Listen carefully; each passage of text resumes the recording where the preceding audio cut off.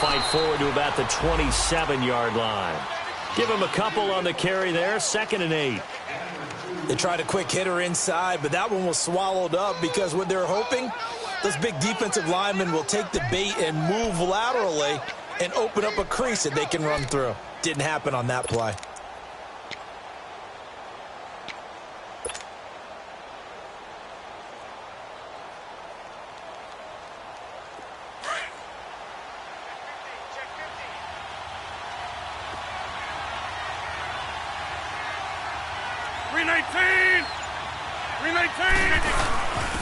And they'll try the ground game here with a running back.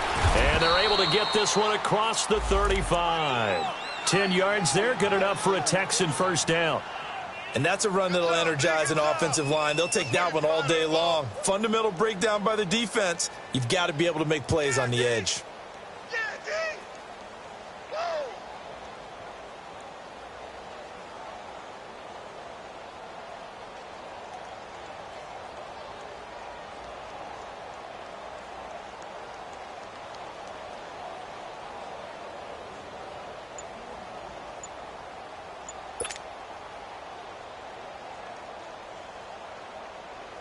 Let's go, come on.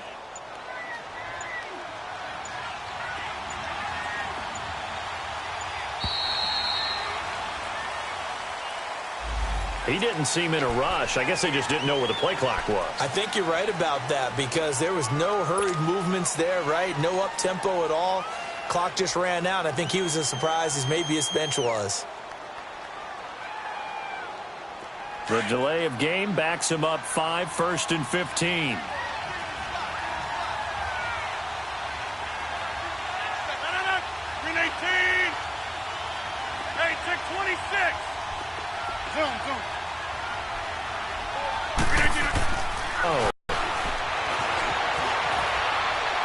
And he'll be brought down right around the 37. He'll get 5 out of the scramble. It's 2nd down. Well, he did a nice job keeping his eyes downfield, waiting for someone to get open. But once the pressure forced his eyes down to see the rush, it was time to make a break for it. All right, let's go, come on.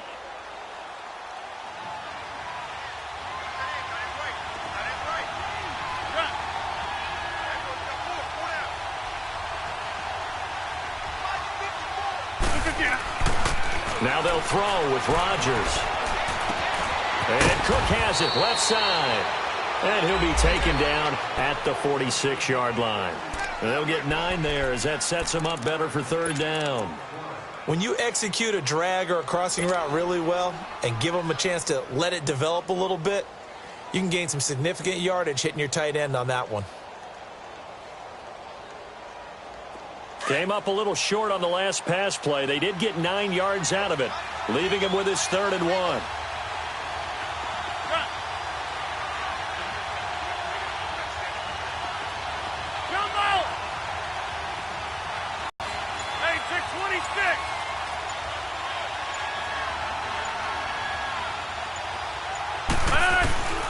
Now Rodgers. He's going to fire this thing deep right sideline. And it's going to be incomplete. He was able to catch it there on the right sideline, but out of bounds, says the line judge. And it's going to bring up 4th down. So on 4th down, here's Ryan Quigley now to kick this one away.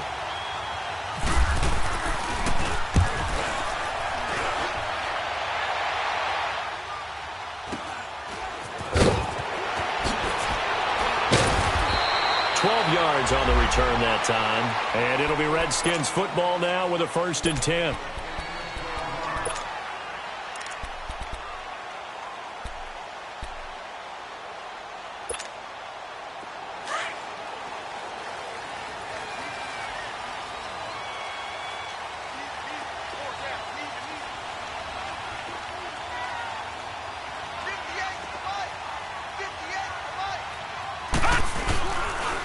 Here's Leonard Fournette, 1,000-yard rusher from a year ago. And that play going absolutely nowhere as he's belted before he could get out of the backfield. I know the scouting report on him is that he doesn't possess the eye discipline to be an elite linebacker. And what that means is his ability to read, react, and make a play. But on that one, He looked like one of those guys. Looking and finding Allen Hurns. And he's able to get up here to the 26. They'll get 9 there as that sets him up better for third down.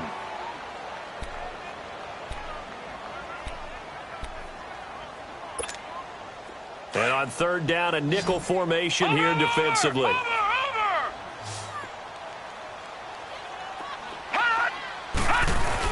They'll try and run for it with Fournette. Losing 2 yards that time, and now it's fourth down. An interesting and intriguing decision there defensively because they kept extra DBs on the field despite seeing the multiple tight end look that came out for the offense. I thought they were going to switch out of it. I didn't know if they felt they didn't have time or what the case was. Well, in any event, the extra speed allowed for great penetration as they stuffed that one behind the line of scrimmage. Very good return that time. 18 yards. And the Texans will take over with a 1st and 10. The Texans offense now, they get set to head back on the field here. The crowd may be losing just a little bit of the edge after back-to-back punts. They want some big plays. They want to see some offense. They want to see somebody break away, whether it's through the air or on the ground.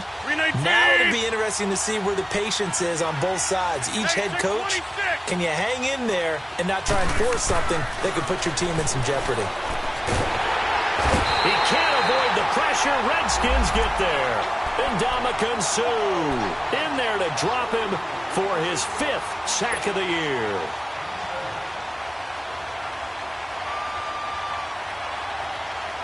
Don't need it all back at once, but you figure they're going to need something here. 17 yards to go on second down. Now it's Rodgers. Throw left side complete. It's Fuller. And he'll get it up near the 35, right at the 34 here.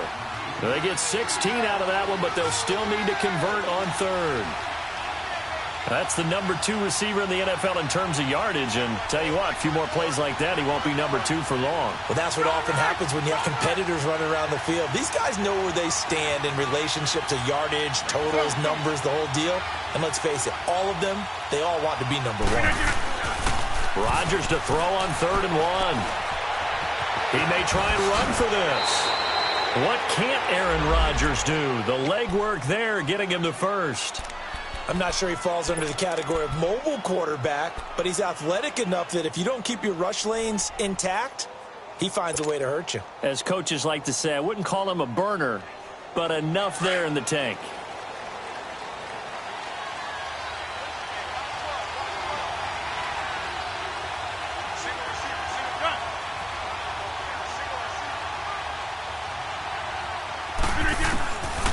On first down, Rodgers. And he'll be taken down, but not before he gets into him.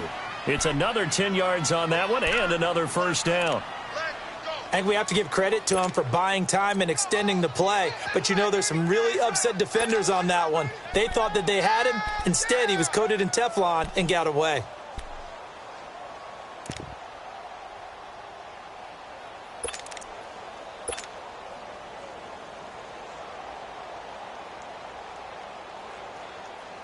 In Washington territory now. Here's 1st and 10 at the 46.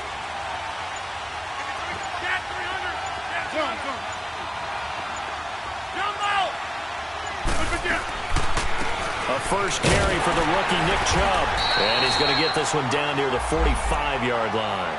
Credit him with a 1-yard gain there to make it 2nd and 9. Well, we saw him there trying to get it to the outside, trying to get to the perimeter, but not a whole lot of room there. But there's got to be one positive to that. If you keep moving laterally, creases tend to develop as the game moves on, and they can run it back inside later.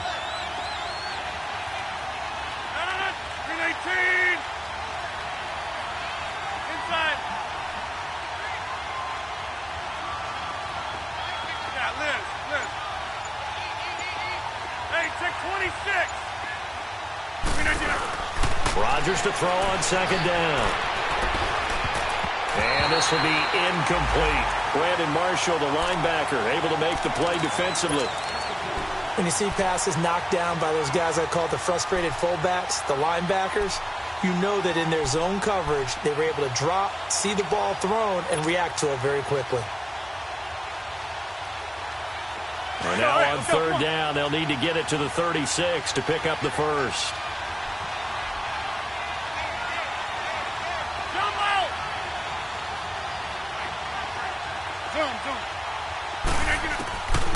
Shotgun now for Rodgers. Now he'll let it go on the run. Deep, and he'll take this into the end zone. Now hold on here. We do have a flag down. So let's see what this is about. So retract the yardage and retract the touchdown. And retract the chunk play. Big strike there to get the touchdown. Now they've got to take it back and see if they've got another one still in their arsenal. First kick, 47. This one looks good as well. Spins past it. Oh, now he bowls him over. Give him 11 yards that time on the return. And the offense will take over with a new set of downs. So out now come the Redskins. And to be frank, they're just in a tough spot. It's only November, already eliminated from playoff contention. I know their fan base doesn't want to hear that, but that's the case. What are they fighting for now going forward? You know exactly what they're fighting for. Is that word that some people don't want to hear, but it's pride. Draft. Oh, okay. Yeah. I was going to go draft, but pride's better, right? You know something? You're right, because that's part of it, but that's two different mindsets. That's front office mindset, draft position, where are we going to be and what do we need to get? And then the players and the coaching staff right now, pride. Can they win some games and feel better about themselves despite the fact they have no shot at the playoffs? Back live, Charles Davis to my right. I'm Brandon Gaudin. It's Redskin football to begin quarter number 2, and they've got it here with a first down.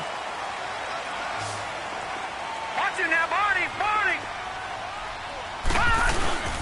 A handoff to Fournette. And 3 yards there takes him to the 45. One thing to keep in